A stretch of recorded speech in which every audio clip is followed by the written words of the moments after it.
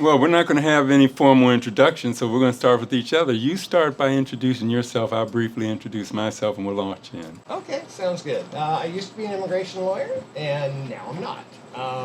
I trusted a friend. He committed immigration fraud. That landed me in prison. And for the last 15 years since my arrest, I've been just basically trying to reinvent myself and came out with this memoir about 3 months ago now on my birthday, May 22nd. It took 10 years to write, and yeah, that's my backstory. Yeah. Kelly and I, our paths crossed because I've been doing a lot of post-conviction justice work having to do with abolition in general. I consider myself pretty much a prison abolitionist, definitely. And so the possibilities for redemption rather than retribution, for restoration rather than retaliation and revenge, that's all the kind of work my class and I were doing, and Kelly was able to join us in that project. We were doing art and justice stuff, so you were able to join Mike's sessions in particular. Layla Steinberg, who discovered Tupac through microphone sessions. Earl Sweatshirt came out of microphone session. She's representing him now. So it's been a real source for bringing together art and justice.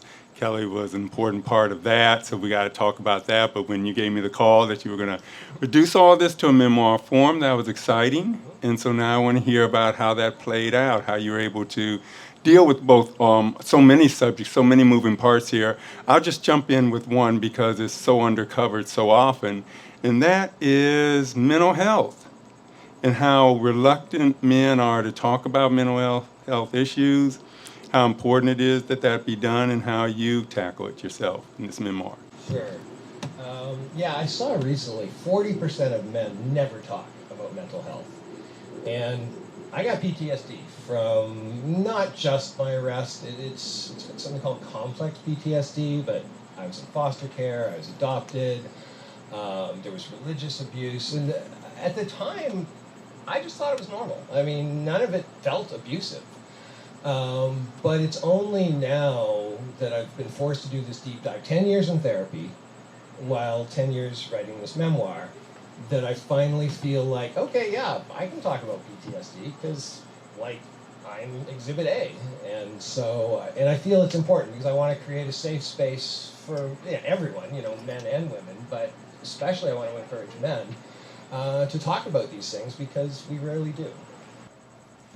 Now, when you say PTSD, Kelly, some people, and we talked about this kind of thing in the class, some people will say, oh, well, that's just a psychological excuse. Why do you want to make excuses? If you make a bad choice, you just make a bad choice, and you own that bad choice. So what do you say to those people? And we pushed on each other like this in class all the time. So I want you to speak to some of those people. Right, absolutely. And, the easy version of this would be, oh, it's my mom's fault. But the reason the book took 10 years to write is because I wrote it to understand my mom, because my mom was abused. And, her dad was an alcoholic. And so she grew up in that hell, and she's now in her 80s. She is still this frightened little 8-year-old, terrified of her father, who is her God. And, it broke my heart. This comes near the end of the book. We had this conversation when my birth mother passed, and she said, oh, I hope I'm good enough to get into heaven. And it was like, my sister's writing a novel. I spent 10 years writing this memoir. Now I understand why. Because it's not an excuse, but it offers an explanation. It helps me better understand the choices that I made, that to someone on the outside, oh, how could you trust this guy? Well, sure, hindsight's 20/20. Had I known, I never would have trusted him. But in my case, the trauma actually at the heart of my story is my adoptive dad suffered a traumatic brain injury in my last year of law school. A year later, I became a lawyer, and instead of grieving, and that's one of the themes of my memoir, is failure to grieve. Because if we don't grieve something, then we will distract ourselves. And I distracted myself by trying to save all of my immigrant clients for 2 decades. And trying to save Joseph because I thought he was Pops. I was looking for a father. But I couldn't see that when I was doing it until after the fact. But I realized, well, I was looking for a father, but my relationship with him felt familiar because it was just like my relationship with my mom, which again, I didn't know was abusive until long after the fact. And is that abuse left indelible marks, or are you resolving some? Do you feel the healing? Is healing possible at the end of this long journey? Yeah, healing is definitely possible, but it's definitely a work in progress. I mean, this week's topic, speaking of mic sessions, every week there's 2 groups. There's with Aim for the Heart. There's mic sessions, which, that's when Jody and I met. Became a part of that. And there's also Heart Sessions, which meets in Long Beach. This week's topic is heroes. And this is for those of you that are going to be there Tuesday, this is a little spoiler, but there's a line that I repeat because I use acrostics. That's my shorthand way of creating my poetry these days. And for the letter R in heroes, old me risked ruin repeatedly. New me risks ruin repeatedly. Like there's certain elements that I know are still unhealed. But one of the vehicles that has definitely helped me heal just in unimaginable ways has been the poetry. The memoir as well. But the memoir is such a long project. And so the beauty of these workshops, the weekly workshops and having a topic, being forced to write on a topic each week, is it forces me to do an emotional check-in. It's like, even if it's only an hour or 2, sometime during the week, I have to just put everything else aside and create some art and be present and actually feel, which is something for 20 years as a lawyer I felt, but I had to shut down so much of that just in order to deal with living. So you find the art therapeutic, and you found writing this memoir therapeutic. Yes, very much so. Is it, I know Layla Steinberg talks about emotional intelligence and trying to cultivate that, promote it. Is it something that you can promote through art too, do you think? Oh yeah, very much so. I mean, my wife's Exhibit A. She's like top 0.25 percentile for emotional intelligence, so that's why people want more of her in this particular memoir. I keep telling them no, she gets volume 3. She's got her own, the third of this trilogy. But so she's inspired me to be more, emotionally available. But there's still, because again, she's not adopted. And my therapist was not adopted. So there were certain parts of me that no matter how long we've been married, how well she knows me, the 10 years in therapy, they couldn't get to those parts of me that were from my being in foster care, from my being adopted. And so for those parts of me, it's been reading others, like I mentioned Flea's memoir. He was also abused as a child. And then, so reading others, feeling seen through that, and then connecting with others. One of the beautiful things since my book has come out, I didn't realize how much I missed having this shorthand with fellow adoptees and foster kids. And this again is a spoiler for volume 2, my birth mother found me. So that's going to be at the heart, Finding Heart is the title for my second memoir. But through her finding me, she also helped me find, even though they married different people, my birth father, who had an adopted son named Derek. And when I was first meeting my birth father, I was worried that Derek might feel jealous, right? Because I'm the biological child now. Derek couldn't wait to meet me. He was more excited to meet me than my own father. Years later, when we got together again, he told me that the day we met, he was like 14 or 15, he said was the only day in his childhood he ever wrote in his journal. And so, tragically, 40 days into COVID, he passed away up in Canada. Not from COVID, he had childhood diabetes. But for the past 4 years, there's been this emptiness, there's been this hole, because even though I didn't grow up with Derek, we had this shorthand, because we're both adopted, we got each other. And so there was a talk, David Ambrose, also a foster kid, wrote a memoir called A Place Called Home. And I went to his talk, I felt so seen. I knew they were doing a whole series of talks. I volunteered. Didn't have any room on the series, but they said, there's this nonprofit called Simply Friends. And so I went, I was invited to go, and by Paul, and Paul brought books for several of these foster kids. And I didn't even see her, I just heard the voice of 16-year-old Jada saying, I already read number 3 in that series, I asked for number 4. And I flashed back to me in federal prison going, oh my God, they have interlibrary loan? I can read the entire Foundation trilogy? This is awesome. So she is 16-year-old me. And we like, because this actually is the long-winded answer to your question about the how do I know where I'm at sort of on this healing journey. We talked for the next 3 hours, and basically till, because she's in a group home, so there's like a time visit, but as long as we could. And the last thing she said to me just as I was about to leave was she could imagine me as her adoptive dad. And I told my therapist, I said, I can't imagine being my own adoptive dad. Because, and that's one of the things I've been working on in therapy. I lost Pops, who this memoir is, Hey and Mom, it's dedicated to, 8 years ago. I lost my birth mother, who Volume 2 is dedicated to, 7.5 years ago. For the last 7, 8 years, I've been trying to be a better father to my own inner child. But I couldn't see that I'd grown. But she was somehow able to see that in me. And so I think that's where, okay, yes, there are still unhealed wounds, but at least I'm moving forward. Kelly, when my class, I take my USC law students up to San Quentin through the years, and a staggering number of the men there, when we sit down with them for No More Tears and other programs, and we go around the room, a staggering number of them are from foster care. And there's something about that system that is extremely criminogenic. Now, you went from the foster care and adoptive system into that pipeline and into prison. Right.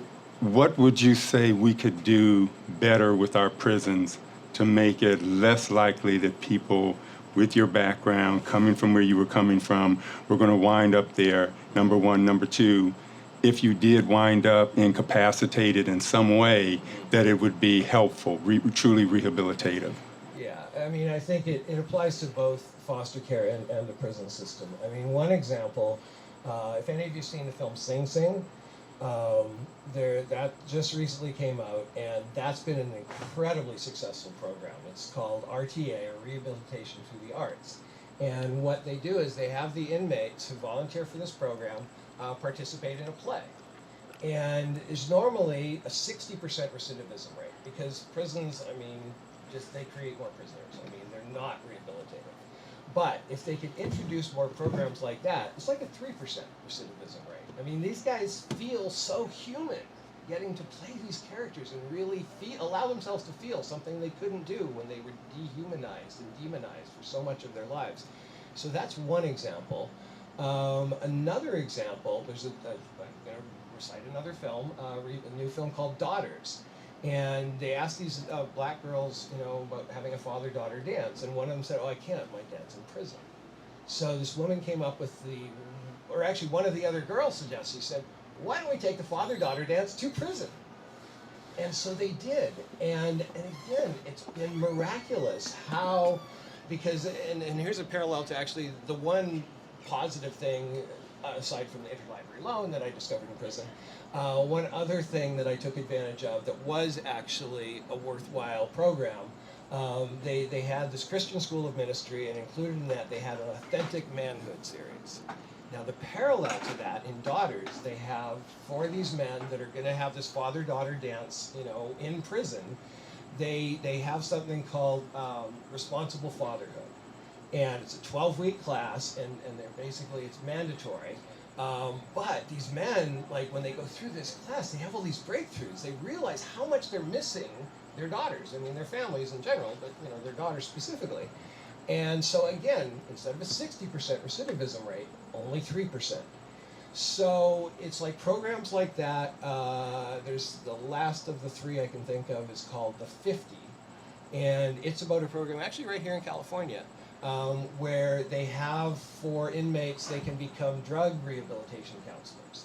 And it's having similar results. So I think basically anything within, this is speaking now in the prison context, where prisoners can be made to feel more human, more fully human, that is going to help reduce the cycle, from continuing it.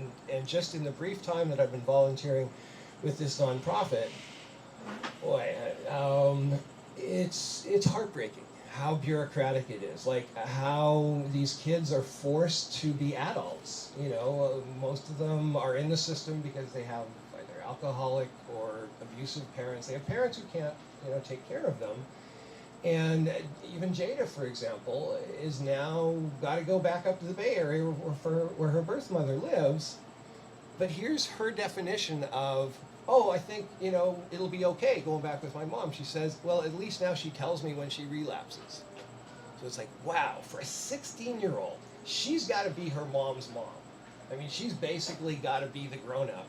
And that's a hell of a weight. So I think the more, she actually wrote a piece, an 8-page single-space essay, because like I say, we do topics at Heart Sessions, and the topic was childhood. And again, everyone here who was here that night at Heart Sessions that heard me perform it, I have trouble feeling my own poetry, my own writing when I perform it, like feeling the emotion of it that I felt in the writing. With her piece, I felt every word, because she's been through hell in her 16 years. She even said at one point, I feel like as a 16-year-old, I've been through stuff that a lot of 60-year-olds haven't. Well, okay, Exhibit A. Yeah, I agree. I don't know if I could have survived Jada's childhood. But the miracle is, and this is what I've tried to do with this memoir, as well as my poetry, is it didn't destroy her. In other words, there's a shift. She doesn't overstate the abuse. She just basically talks about like a stepfather, hitting her as a 5-year-old for taking an extra piece of cake. She just sort of gives hints of the abuse. But what she really shines a light on are the angels. And she mentions, her social worker who I've talked to, and she is definitely an angel. And so it's like anytime, and volunteers. So that would be my recommendations for the foster care system, is that more people should become social workers and become involved in the lives of these kids who don't have families. And also people should volunteer to be like a mentor, to be like, it's kind of like Big Brothers, to be a big brother, to be somebody that they can actually be themselves with. It's like family, which is what I believe both Mike Sessions and Heart Sessions, they've certainly been that for me. They have been, like when Derek passed away, 40 days into the pandemic, I grieved with my Mike and Heart Sessions families. We were meeting online, and I'm so glad Layla and Marisol realized that. We needed community. We needed family. And I couldn't go to Canada. I couldn't be there to grieve my brother, but I could at least grieve with my poetry family. I'm going to go to, we talked a lot about artists and art, etc., and that's an important part of your life. But you spent a lot of your life in the law. You dedicated a lot of your professional life to the law. I'm teaching first years now, first semester. Should they be in law school, Kelly? What should I be telling? Art school. What should I be telling the seniors now Right. and the juniors in undergrad when they come to me and say, I want a life in the law or what have you? Right. What is the lawyer's life? What it's cracked up to be? And how did it contribute to any stresses in your life? Absolutely, yeah. Well, unfortunately, I realized much too late to do me any good. I was never meant to be a lawyer. I actually took Myers-Briggs about 10 years into my career as an immigration lawyer and found out that ESTJs are 90% of lawyers, extroverted, sensing, thinking, judging. I'm INFP, the anti-lawyer. So I should have been a writer or a social worker. But I think INFPs can make the best lawyers. Who's INFP, by the way? Oh, introverted, intuitive, feeling, and perceiving. But I think they can actually make the best lawyers because, again, they're not, the heroes of my memoir are the principled rebels. Okay, they're the ones who realize, okay, yeah, there's rules that we need to follow to, coexist, but sometimes there's the law of love which supersedes that. And they're the ones that can humanize these evil bureaucracies like the justice system, like the immigration system, that are so heartless, so inhumane. I literally became an immigration lawyer as my ministry. I went into it because I read a couple of books and said, Christians love to say lawyers are all corrupt. but how many Christians are actually willing to become lawyers and try and make a difference? So the irony of how my career ended, with me being painted as this evil exploiter of immigrants, despite the fact that I didn't know my friend had committed fraud, was mind-blowing. And that's why I really had to, like, literally stop writing for 6 months because I couldn't process this. And then finally try to find an answer to that question in terms of, well, if I wasn't meant to be, I guess I was meant to be a lawyer for that season.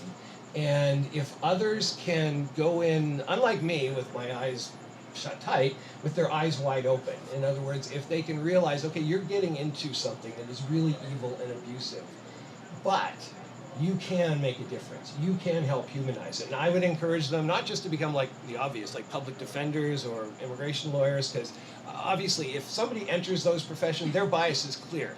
They're all about the rights of the defendant. But I would encourage them actually to become prosecutors, become judges, to become government lawyers. Actually, a good friend of mine just reached out to me the other day who works for immigration, or she's recently retired, and we're friends.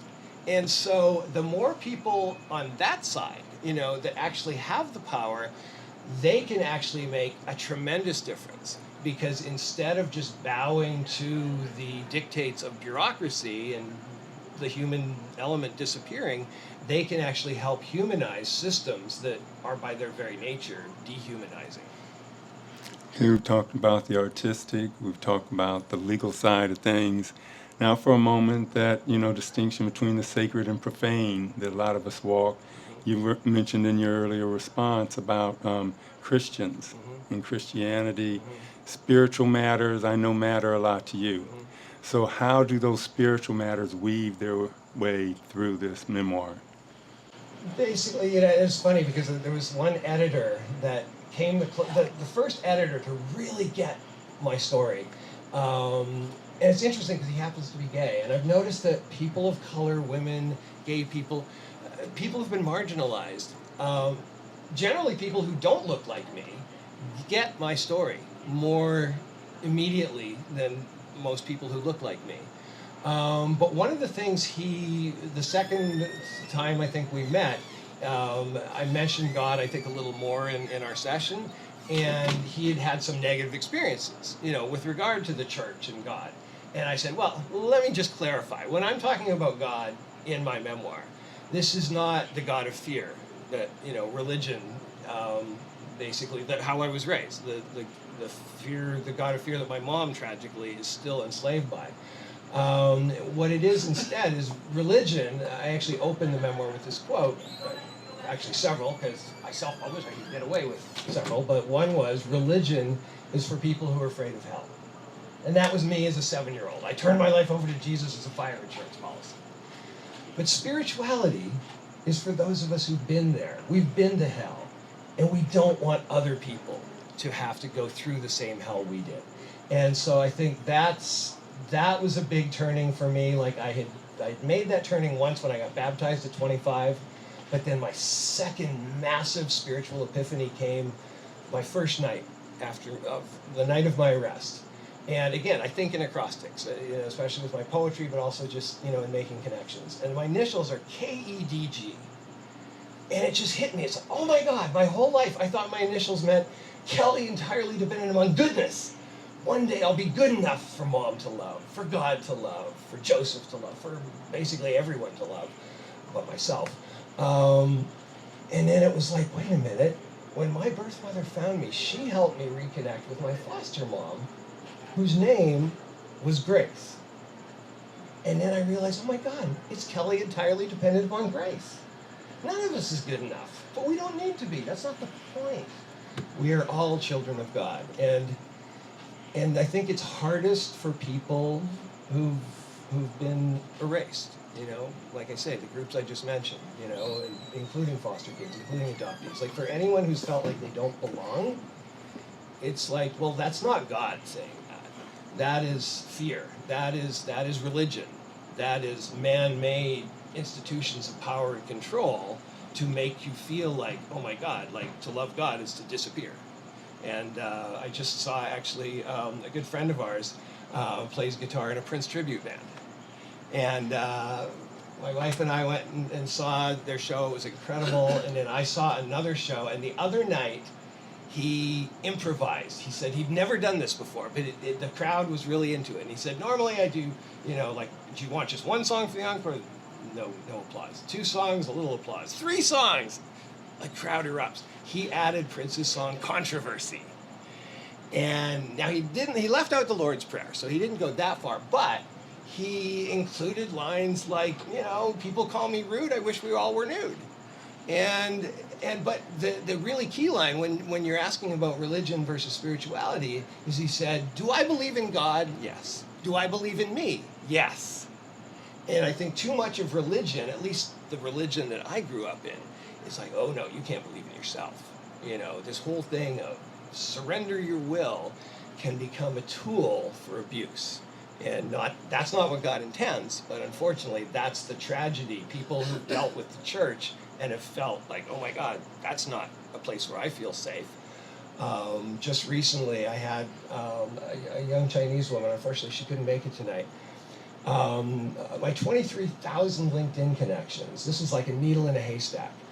She reached out to me, and she's from China. She just said she wanted to get together. And I assumed, oh, well, she's from China. She sees that I used to do U.S. immigration. She probably wants my help, because I do still help people just in a support role, not obviously as a practicing lawyer. So we get together, and the first thing she tells me is both of her parents died when she was 18 of cancer within months of each other, and she was adopted. Since she's been in the States for the past year, she hadn't told a soul, but she saw on my LinkedIn about my new book, about that I was adopted, the fact that I was adopted, and she thought, oh, I would get it. And it was just kind of like with Jada. It was just, oh my God, like they ask you, a lot of times when you make art, if you're writing, they ask you who your ideal reader is. Well, Jada's definitely one. Chloe is definitely another. Because she shared that with me. And she's got a law degree in China. She just got her LLM at your school, USC. And hopefully she's going to get her JD there. I hope she's in your class, actually, your next class, because she's taking the LSAT right now. But she's like, our pastor just retired. We had the retirement ceremony for him yesterday. And it was interesting because the themes of his, 33 years, which is like me, 23 as an immigration lawyer, but were reluctant faithfulness, courageous remembrance, which is me writing this memoir, and then generous inheritance. And that's my hope with this book, is that I'll be able to help more people, not just this book, but my poetry and future books, but that I'll be able to help more people as an author than I ever could have as a lawyer, because not everybody can afford a lawyer, for starters. And I've given away over 3,000 copies of my book, so clearly people can afford free. But I'm hoping that it will touch and reach people and let them know that no matter how alone they feel, how abandoned, how much like they don't belong, that if you can find one person who sees something in you you can't see in yourself, like my wife, like my adoptive dad, like my birth mother, and or if you can find art, like find a way to channel your pain into art, then hopefully one or both of those things can lead to what you said earlier, redemption rather than retribution. I'm going to take any questions there might be, because I have lots more, but I'm going to give the audience a chance to weigh in. Any questions there might be from the audience, you could pose to Kelly. And, as a lawyer myself, I'll take up any, untaken up airtime, but I want to give you a chance first to ask any questions you might have. I find with my students, I got to leave silence. Did you guys talk about the restorative justice? Did that already come up? Not much. So we talked some, but right. why don't you? Yeah, okay, because that actually reminds me, and thank you for that, because something similar happened when I was on a panel in Santa Barbara where I talked all about the psychological spiritual, because that's what I love to talk about. I mean, I don't love, because it's painful to go through, but I love that healing journey story. But I avoid the legal only because it's so painful. It's still raw. It's been 15 years, but it's going to take a while to fully heal that. right before I was going to give the talk to Jody's criminal law students, I was working as a law, again, one of my angels. I have a couple of lawyer friends who, it's really hard for a disbarred double felon to find work. Because any lawyer I work with, no matter how good a friend, they have to tell any client whose case I work on that a disbarred felon is working on their case. And that's a big ask. So I have two friends that have been willing to do that for me. And I was working at Matt's office one day, and literally just days before I gave this talk, and the word retribution appeared on the screensaver. And I thought, wow, I can't wait to see how they define retribution. And they defined retribution as punishment that is morally right and legally justified. Yeah. And I'm like, wow, talk about 1984. Black is white. Because what happened to me was legally justified. Conspiracy, strict liability for lawyers. This is how Jody explained it to his law students. Was it morally right? Apparently so. Apparently the fact that my wife got breast cancer from the stress of my case, it's just collateral damage. All of these things that if I were practicing law in Germany, for example, and when I think of, enlightened legal systems, Germany isn't the first country to just pop into my head, but I read this book, in preparing for my talk to his law students, called The Collapse of American Criminal Justice, and I'd highly recommend it to any of you that are interested in further reading on the subject. And that's when I discovered that, this abuse thing? No, this is not unusual. This has just been the way the justice system works for the past 100 years. In fact, in the 1920s, the Supreme Court actually said, if it would be too difficult for the government to get a conviction, we'll just waive motive and intent. So the fact that I fought for 3 years to get the government lawyer to finally admit that I didn't know Joseph was committing fraud, and the biggest one, I didn't make any money. He and his wife made $1.2 million without my knowledge. And they were the government lawyer was lying for 3 years, pretending I made 300 grand. Well, over those 5 years, I made a total of 300 grand. On those 85 cases, I made $17,000. $200 a case. The same amount I got paid on all the clean cases. So clearly I had no motive. I had no intent. But they could agree, they could admit to those two things because in the end it didn't matter. I was still legally guilty simply because I signed. As the attorney, whatever, fraud is perpetrated because I'm the lawyer, even though I didn't have knowledge of it, I'm held responsible for.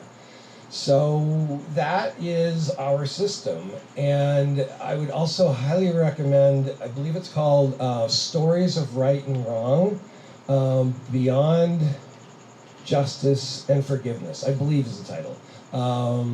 And it's about conflicts, and Israel-Palestine is one. Ireland, that's my personal trauma, because my grandfather, the one that was abusive towards my mom and her mom, his best friend was killed by the IRA.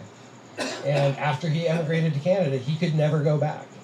And so in that film, what they do is they take people on both sides of each of these conflicts, Israel-Palestine, Ireland, and Rwanda, and they put them in dialogue with each other. Now, of course, obviously they have to agree to be in dialogue, but this is what it's going to take, like a reimagining. And this is what, I know you're going to be inspiring your, law students to be a part of this movement, is we need a movement for restorative justice in this country.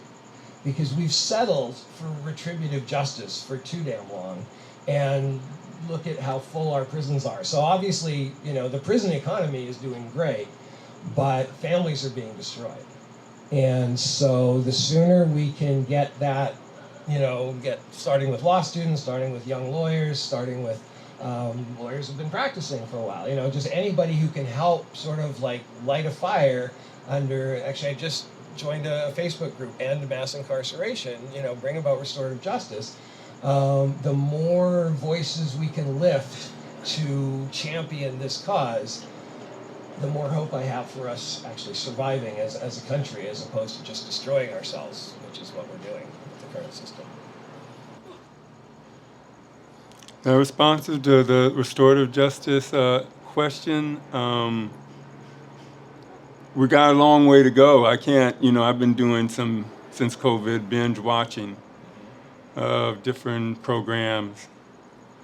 I can't, literally, and I'm glad I didn't do this survey before I wrote my last book on this because it would have been even more depressing.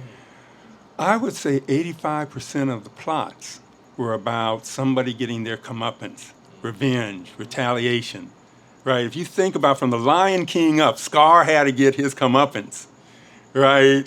All the way up. There are so many, we take for granted how many of our narratives deeply inscribed in us and endorse, completely embrace retribution, retaliation, revenge as desirable goals. Right. And now here we come with redemption, restoration, reconciliation, rehabilitation. It's just very odd given the popular moral compass that you see coming out of the narratives out of Hollywood. True. And that's, I think, one of the reasons the three films I mentioned are not Hollywood. Well, Sing Sing's close because it's got Coleman Domingo. So it does have some star power going for it. But the other two are very independent, very you gotta search these films out. They don't have big marketing campaigns, but like I say, Daughters and The 50, as well as Sing Sing. Again, I think the indirect approach, like what you're talking about, is we can't just rely on, because I actually think artists have a better chance of saving the planet than lawyers do. I'm biased because I've gone from one camp to the other, and I'm hoping for that for myself personally. But I think the two can also feed off of each other, like you're saying. The more of these narratives, and if it's not going to come from the studios, which it's clearly not, if that's not going to make money, that's going to fill, but go see the films that aren't being promoted. Go see the stories that aren't being told, aren't being promoted by the mainstream media, because those are the stories we desperately need to hear. Because, like you say, they're not necessarily going to sell a lot of tickets to Daughters or The 50. But the more people see it, again, hopefully it can have a ripple effect. It won't just be limited to those that see it, but whatever their influence is on social media or however they're able to get the word out, they can hopefully help influence the culture in a more positive direction. Any more questions from the audience? One final going out one, okay, then? As you look back, because I'm going to try to combine, my deep concern and passion for the criminal justice process, and that's how we initially came together, Sure, yeah. art and justice, etc. But also in terms of your faith, and is faith part of that, or in any way? Would you say that you were better off having done time, having gone down in the joint? Was that something that made you stronger because it didn't kill you? That it was maybe something that was a net positive? Or can we not ever say that? Should we really say, well, you made it a positive, but you want to avoid prison when you can, unless it is an absolute last resort?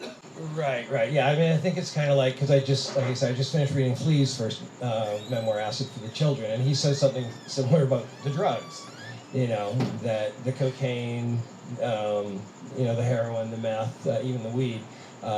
He says he doesn't recommend it, but in his case, that was just where he needed to go. And I certainly don't recommend prison, but perhaps it's where my soul needed to go, because I was blind. I was, had I continued as an immigration lawyer,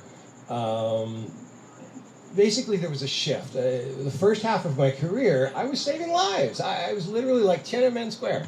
1989, I helped get political asylum for Chinese pro-democracy activists who would have been killed back in China. And that was just one of many examples of lives that I saved in the first half of my career. Once I started working with Joseph, though, I mean, he talked a good game. He said, oh, yeah, I know lots of pastors will do religious worker cases. We'll do asylum cases. But it's like maybe 5% of the caseload. 95% were business immigration cases. So I wasn't saving lives anymore. I was saving livelihoods. So if my clients lost their case, if it got denied, what's the worst that would happen? Oh, they go back to their home country and make a little less money. So basically, my soul checked out because I needed to pay off student loans, I needed to maintain a certain standard of living, and I needed a father. So all of those forces basically left me like, what's that, frog boiling in water, in a situation that was unsustainable long term. But it literally took my going to prison for me to realize how dead my soul had become.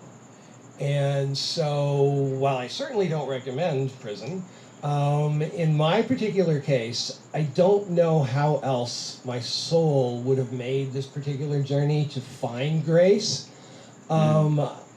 Sadly, I might have ended up 20, 30 years from now being like, sadly, my mom still is, and hoping I'm good enough to get into heaven.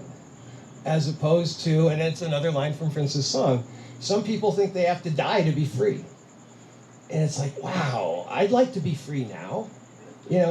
Sure, free when you're dead, that's fine, but what good's it going to do me now? And so I think that's the big shift in terms of my soul's journey is spirituality is about reclaiming our true selves, finding our true selves as children of God, as opposed to doing this disappearing act where we have to feel like we have to be something that we're not in order for God to love us, in order for powerful figures in our life to belong, to be accepted by them. It's like, no, some people are never going to accept me. I'll never feel safe around those people, but that's okay. Because look, all you people are here tonight, and you guys aren't throwing things at me, so, I guess, it's okay. Yeah, just listening to you and having not read the book yet, I will. I'm trying to think of surrogacy, and there seems to be, we all know that every dysfunction is a corresponding psychological boom. Otherwise, we wouldn't keep, we wouldn't keep repeating the same thing. And there's, on the channel we used to talk about safety. Do we find, do we conflate, do we conflict safety for familiarity? If something is that's familiar to us, we're comfortable with it.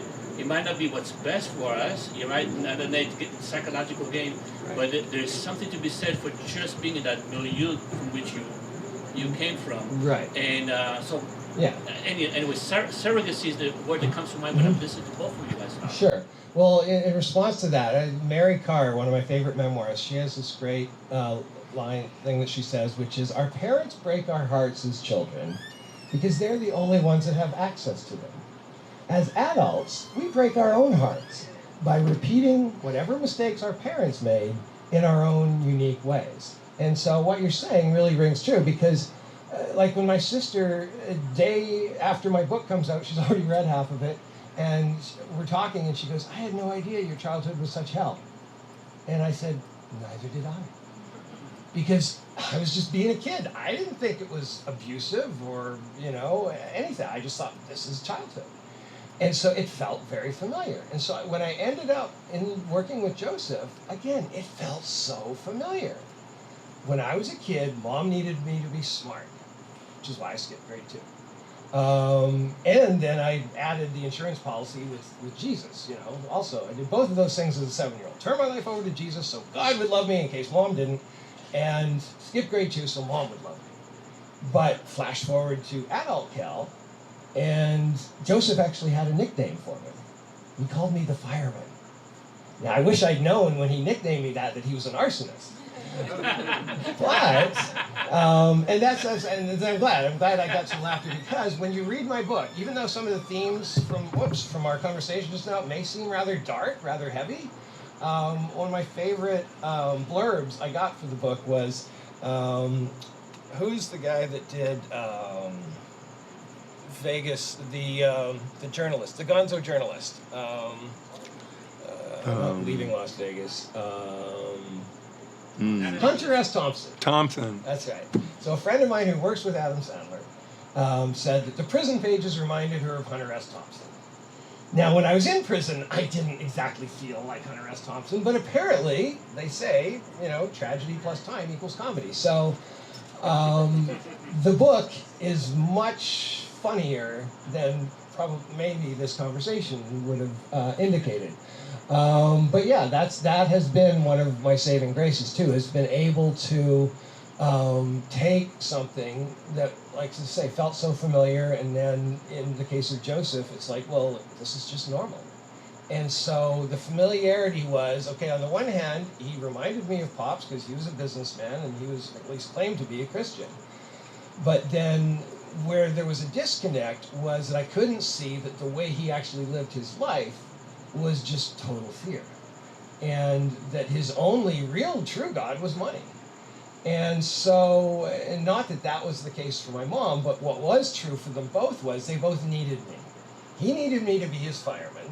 So I thought, oh my God, this is what I'm called to do. I'm called to save the least of these. Isn't that like a biblical calling?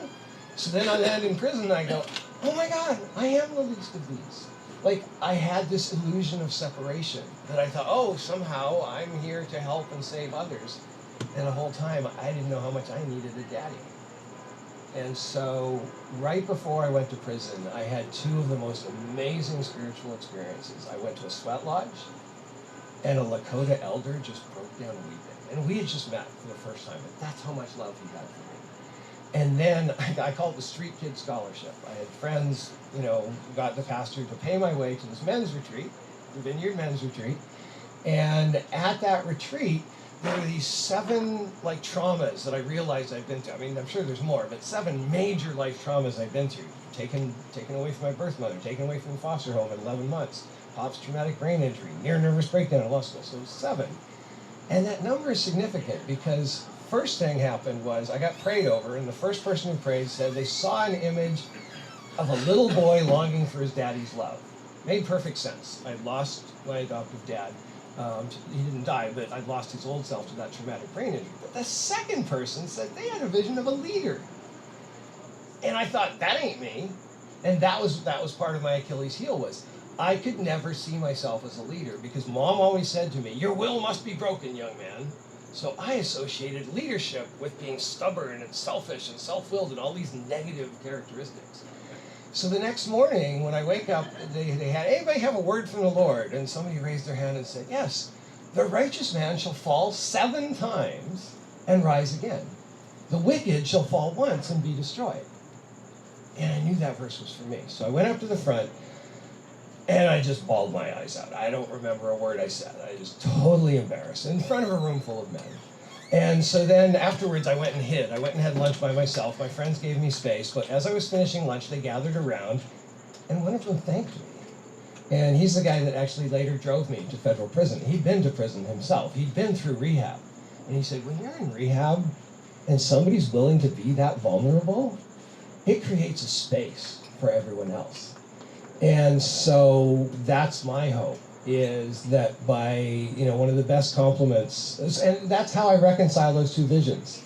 Instead of leader as being somebody who just is domineering, it's possible to be a little boy leader.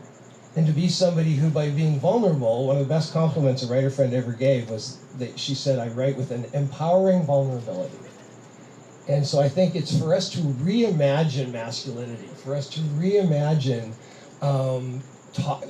certain toxic stereotypes, so whether it's Christianity, whether it's masculinity, any of these genders, institutions, they can be reimagined as something hopeful and healing, as opposed to something fear-based and destructive. Any more? Tell my yes. Yeah, I was going to say that this is for both of you. So toward reimagine how important is language? How what we say, how we say it, what tense, stuff like that. You want to talk about language? This is one of your... Well, yeah, this is one of the ways we came in contact with one another. Our paths crossed. I tell my law students all the time, there are 4 occupations in America whose bread and butter is word work. They stand or fall on the basis of the word work they do, what they can do with the language. With language. And that would be writers, poets, lawyers, and rappers. Right? Those are the four. Rappers. Right? Those are the four. Right? A lawyer never lifts his or her their pen unless they're trying to convince somebody of something. They're trying to be persuasive. A lawyer's craft is rhetoric. Everything's about rhetoric and word work in service of rhetoric. Right? So, seeing word work, though, also deployed in service of art, and how powerful that combination is, and how it is much more powerful than the lawyer's deployment of language, right? When I tried to get people to sympathize with Stanley Tukey Williams, Should We Pour Liquor for Tukey was the theme of one of the plays. He'd just been put to death row. Arnold Schwarzenegger said he hadn't achieved personal redemption. I knew I wasn't going to get this audience of 1,200 USC students and faculty to come around for Tukey Williams on the basis of some lawyerly arguments. What they needed was art. You know, Lula Washington Dance Company, doing a modern dance to Tupac Shakur's Brenda's Got a Baby, you know, Lupe Fiasco, Cube, you know, Macy Gray's youth orchestra doing the art. By the end of the evening, you had 1,200 people standing up with their lighters in the air to Stanley Tukey Williams because of the power of art.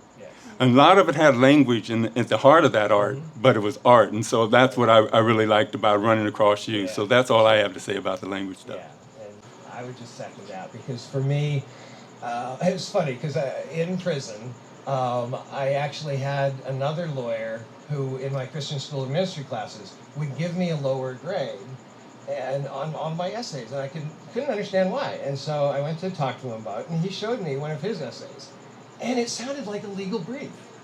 And I go, okay, dude, I'm no longer a lawyer, okay? I had to write in that persuasive style as a lawyer, but now I'm just writing for myself and or God and or like somebody who I want to help feel less alone, but I don't feel the need to like argue my case. I don't need to feel to restrict it to that container that my old life, that was part of my former prison. You know, before I landed in a physical prison, I was in this prison of fear of not belonging, not being accepted. You know, if I said the wrong thing, if I did the wrong thing. And so language now for me has become a vehicle of freedom as opposed to my prison. It's now a chance for me to do like when I was 15, 16, and both my English and careers teacher let us write a journal. And it's like, oh my God, I can write whatever I want. You know, my English teacher said, you know, it's like, it won't affect your grade, you have to turn it in. And I wrote all about God, even though she was an atheist. And she actually changed my grade to an A because I wrote about God. And it's like, okay, here is a true deep soul. Here is somebody who's not insecure and fear-based and threatened by somebody who challenges their views, but who encourages freedom of speech. Exactly what, you know, Jody represents, both, you know, in his classroom and all of his other advocacy work, that we need that, you know, because otherwise how much better are we than these countries we condemn for their human rights abuses when we're not willing to look at our own dark, you know, heart of darkness. Yeah. My favorite ordinary language philosopher who's a writer would be Toni Morrison. And in her Nobel acceptance speech, you know, when she was talking about how word work is sublime, one of the phrases that rings with me still is, we die, that may be the meaning of life. But we do language, that may be the measure of our lives.